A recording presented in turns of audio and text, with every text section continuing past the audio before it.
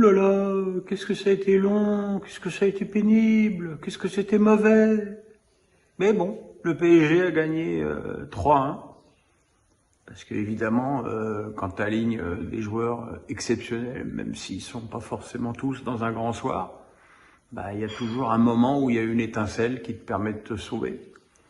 Et c'est vraiment le seul truc à retenir de ce pauvre match. La première mi-temps du PSG a été effroyable. On n'a jamais retrouvé le pressing intense que faisait le PSG sur les premiers matchs de championnat.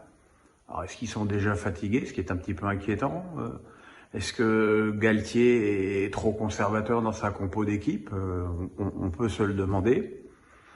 Voilà, le Maccabi a ouvert le score sur une jolie reprise de volée de Sheiki. Et puis Paris n'avait pas de réaction, les joueurs se parlaient pas, il n'y avait pas d'appel, il y avait pas de profondeur, il y avait rien.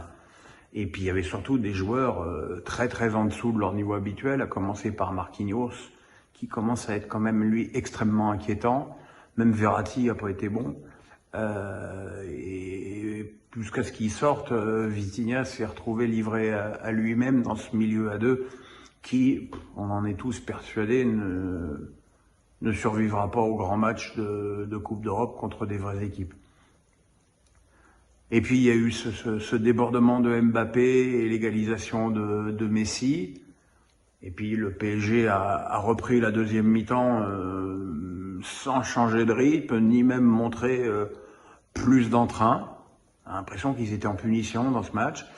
Et puis le coach du Maccabi a quand même rendu un grand service au PSG en modifiant sa défense et en passant à 3 derrière, parce que ça a déséquilibré le milieu du Maccabi qui posait d'énormes problèmes à celui du PSG. À partir de là, c'était 2 contre 2, c'était beaucoup plus simple pour le PSG. Évidemment, ajouté à une baisse physique qu'on a l'habitude de voir quand des équipes de ce niveau rencontrent Paris.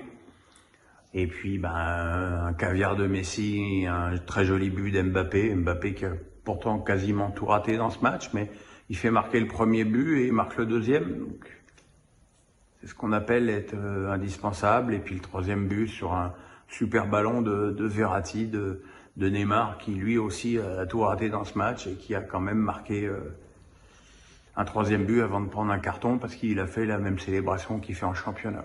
Voilà. Là, les arbitres pourraient peut-être un peu se documenter, je sais pas. Voilà, 3-1. On remarquera quand même qu'il y a quand même pas de gros score en Ligue des Champions.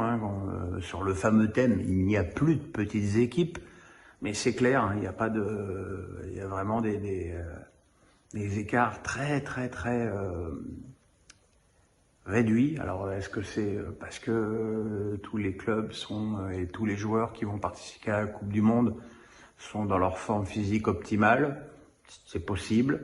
Maintenant, l'adversaire du PSG, ce sera plus la Juve, ce sera le Benfica qui a gagné à Turin 2-1 et qui compte donc 6 points comme Paris, et que les deux autres sont à 0 points.